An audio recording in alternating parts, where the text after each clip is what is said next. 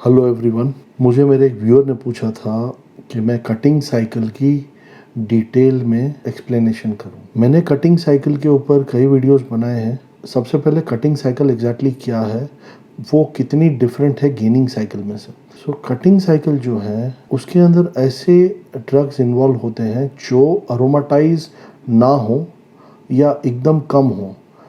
अरोमाटाइजेशन क्या है, कोई भी एंड्रोजन जो है वो जब बॉडी में जाता है तो अरोमाटेज नाम का एक एंजाइम होता है जो उसको कन्वर्ट कर देता है ईस्ट्रोजन में।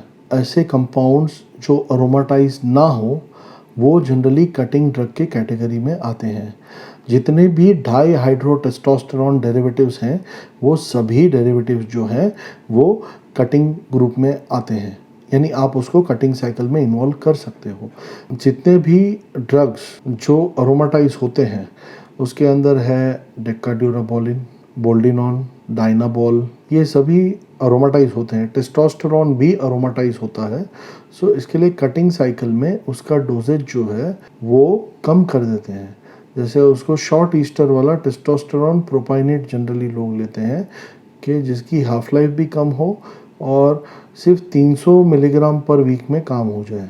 अभी टेकाड्यूराबोलिन जो है वो भी काफ़ी अरोमाटाइज होता है, तो उसको जनरली गेनिंग साइकिल में लेते हैं, कटिंग में नहीं लेते। अब कटिंग साइकिल में ट्रेनबोलोन, मास्टरॉन, स्टेनाजोलोल, ये सब चीज़ें जो हैं वो अरोमाटाइज नहीं होती। दूसरा जो ड्रग है वो है एनाड्रोल।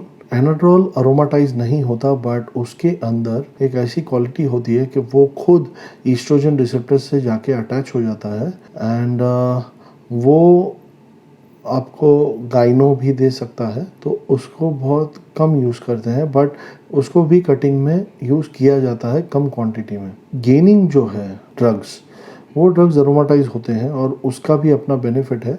ज़्यादा ईस्ट्रोजन अच्छा नहीं है, बट मीडियम ईस्ट्रोजन बहुत अच्छा है। तो ईस्ट्रोजन से बाल, हेयर ग्रोथ में फ़ायदा होता है, स्किन अच्छी रहती है। तो ईस्ट्रोजन भी बहुत ज़रूरी है। फर्टिलिटी के लिए भी ईस्ट्रोजन के कुछ लेवल्स रिक्वायर्ड हैं। बोन की डेंसिटी और बोन की हेल्थ के लिए भी ईस्ट्रोजन बहुत रिक्वायर्ड है। तो ईस्ट्रोजन भी काम की चीज़ है, ऐसा नहीं है कि ईस्ट्रोजन कुछ काम की चीज़ नहीं है। तो अभी बात करेंगे हम कटिंग साइकिल के बारे में। तो कटिंग साइकिल का जो ड्यूरेशन होता है वो 2 महीने से ज़्यादा नहीं होना चाहिए। कटिंग साइकिल को तभी ही शुरुआत करनी चाहिए जब आपकी गेनिंग बराबर हुई हो, आपका फैट परसेंटेज जो हो 10 से 12 हो, फिर आप आपका कटिंग चालू करेंगे तो आपको अच्छे रिजल्ट आएंगे। और कटिंग अगर 2 महीने में नहीं हुआ तो उसका मतलब गेनिंग बराबर से नहीं हुई। गेन में मसल गेन किया जाता है, फैट गेन नहीं। कटिंग में आपका वाटर लॉस होगा थोड़ा बहुत, कटिंग में आपका फैट परसेंटेज घटेगा। पूरा का पूरा फोकस होना चाहिए फैट परसेंटेज को घटाने में। कटिंग करते समय जो बेस फाउंडेशन है वो गेनिंग का, अगर गेनिंग किसी ने बराबर नहीं की तो कटिंग जो है वो बराबर से नहीं होगी। अभी बहुत सारे ऐसे लोग हैं जो बेसिकली मॉडल या उस कैटेगरी के, जो लोग बॉडी बिल्डिंग या पावर लिफ्टिंग से रिलेटेड नहीं हैं, जो स्पोर्ट्स की तरह इसको नहीं लेते, जो रिक्रिएशनल यूज़र्स हैं, जिनको अपना प्रोफेशन जो है उसकी प्रोफेशनल रिक्वायरमेंट की वजह से वो लोग ये सब लेते हैं। तो वो लोग डायरेक्ट कटिंग लेते हैं किसी एक रोल के लिए, कि उनका अगर समझो वेट 75 है और वो 72, 71, 68 किलो पे आके बहुत अच्छा रिप्टअप हो जाते हैं। मसल मास इतना ज़्यादा नहीं बढ़ता, बस फैट लॉस हो जाता है अच्छा खासा, तो कटिंग उसके लिए भी यूज़ होता है, ज़्यादा से ज़्यादा 3 महीने। तो ये कटिंग साइकिल में जनरली टेस्टोस्टेरोन प्रोपाइनेट, मास्टेरोन, ट्रेनबोलोन एसीटेट, ये उसका मेन कॉम्बिनेशन है। ट्रेनबोलोन भी अरोमाटाइज नहीं होता। ट्रेनबोलोन का एक प्रॉब्लम है, वो डायरेक्टली हार्ट को और लीवर के लिए टॉक्सिक है, साथ ही साथ वो किडनी के लिए भी टॉक्सिक है। इसके लिए ट्रेनबोलोन को 2 महीने से ज़्यादा नहीं लेना चाहिए, उससे हमारी सेफ्टी रहती। तो ये 3 जो इंजेक्टेबल ड्रग है उसके साथ लोग पहले महीने में एनावर लेते हैं, दूसरे महीने में 3 हफ्ते के लिए स्टेना ले लेते हैं और आखिरी के 15 दिन में हेलोटेस्टिन को ऐड करते हैं, जो बहुत ज़्यादा हेपाटॉक्सिक है, जो 5 से 10 मिलीग्राम से 15 मिलीग्राम, 5 मिलीग्राम की एक गोली होती है, 15 मिलीग्राम तक डेली जाते हैं। उससे बहुत ज़्यादा एग्रेशन होता है एलोटेस्टिन से, और बहुत पावरफुल एंड्रोजन है वो। उससे फैट परसेंटेज डेफिनेटली गिरेगा, मसल ब्रेकडाउन होने से रुकेगी और ताकत आएगी। कटिंग साइकिल करते समय एक चीज़ को ध्यान रखना है, कभी भी हैवी वर्कआउट नहीं करना है, बिकॉज आपके साइनवल फ्लूइड टोटली ड्राई हो गए होते हैं ड्यूरिंग योर कटिंग साइकिल। तो आपकी जो जॉइंट्स है उसकी सेफ्टी एकदम कम हो जाती है। तो आपने देखा होगा कि रॉनी कॉलमैन जो थे एकदम स्ट्रॉन्ग, आई थिंक वर्ल्ड में वो जितने खिताब जीते हैं बॉडी बिल्डिंग में कोई नहीं जीता होगा। तो रॉनी कॉलमैन जो है, उन्होंने जो एक स्क्वाट मारे थे वो उन्होंने अपने पीक कटिंग सीजन के टाइम मारे थे। अगर वो गेनिंग फेज पे होते और उन्होंने मारा होता स्क्वाट तो उनको इतना डैमेज नहीं होता जितना डैमेज उन्होंने अपने खुद के ऊपर करके लिया, क्योंकि वो गेनिंग पे नहीं थे, कटिंग पे थे। एक तो डिप्लीटेड स्टेट होता है बॉडी में, ताकत होती नहीं है, एनर्जी कम होती है, और उसमें 800 पाउंड का स्क्वाट अगर मारा जाए तो डेफिनेटली तकलीफ़ हो सकती है जो उन्होंने भुगती। कटिंग साइकिल के समय हैवी वेट लिफ्टिंग नहीं करनी चाहिए। पूरा का पूरा फोकस होता है फैट लॉस करने का। उस समय एल कार्निटीन का सप्लीमेंटेशन लिया तो बेनिफिशियल है।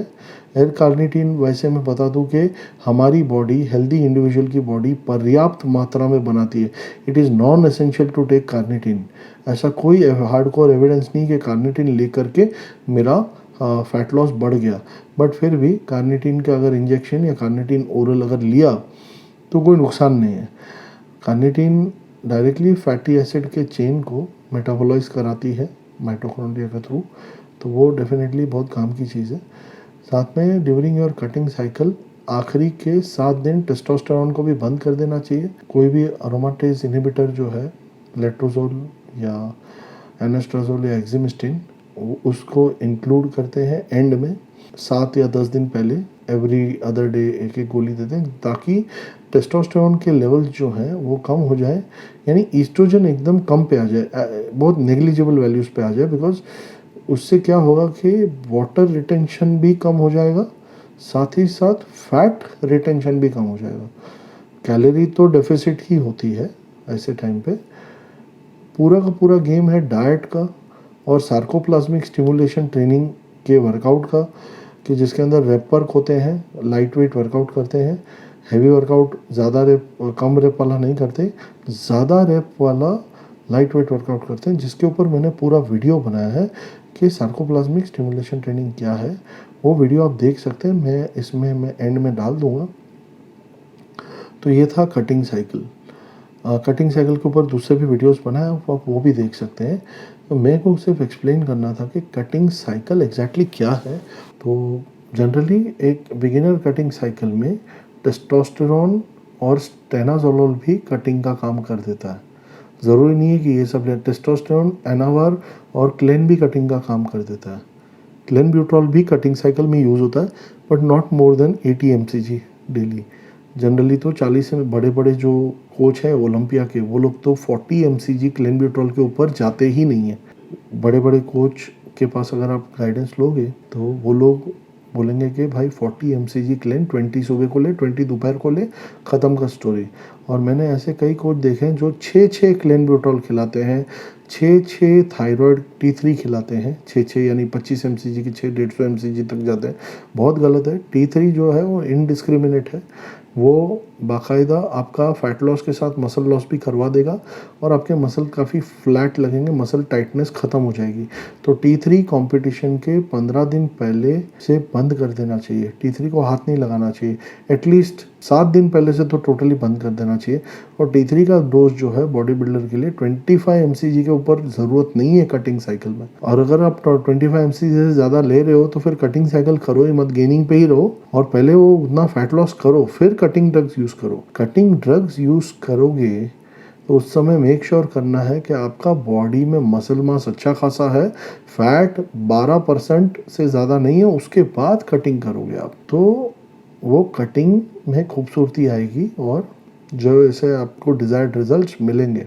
तो ये था वीडियो कटिंग साइकिल के ऊपर। वंस अगेन, अगर आपको और कोई सवाल पूछने हैं तो आप कमेंट सेक्शन में डाल दीजिए। अगर मुझे उसके जवाब आते हैं तो मैं वो जवाब दे दूंगा। मैं नेक्स्ट टाइम किसी और टॉपिक पे बात करूंगा। तब तक के लिए be safe, B strong and have a nice day.